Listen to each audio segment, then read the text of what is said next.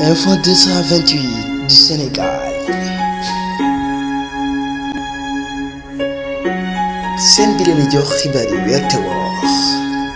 mbokk yi yéen ñi nga xam ne saa yu nekk yéen a ngi topp xibaar ci seen bile di Info 228 du Sénégal mbokk yi yéen ñi nga xam ne saa yu ne rek yéen a ngi topp xibaar ci seen bile. gannaaw loolee ñi àddu wax ci xibaar yi nga xam ne moo am fële ci bitim réew di réew mi di Algérie ab accident bu métti daal dinañ ràññee nag réew mi di Algérie bari na loolu loo xam ne accident ma nga fay am maanaam buñ sukkandikoo ci xibaar yi nga xam ne moom lañ jot. ñaari accident daal dinañ am fii fële ci Algérie muy gàtt daal lu toll ci fukki nit ak ñaar daal dinañu ñàkk seen bakkan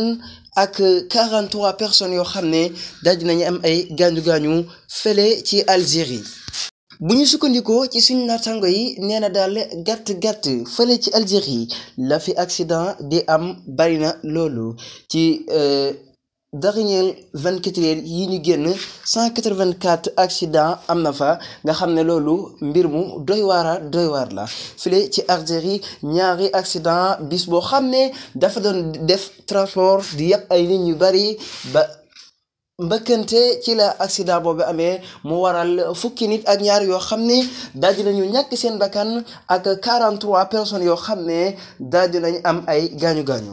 nee nañu réew mi di Algérie at mu nekk at mu jeex la ñuy enregistré ci ay accident jege ne 4000 morts nga xam ne mbokk yi loolu lu bëree bëri la ñi leen di jox di leen jaajëfal ba beneen yoon mbokki internet yu 221 Sénégal dal leen ak jàmm. Abonnez-vous.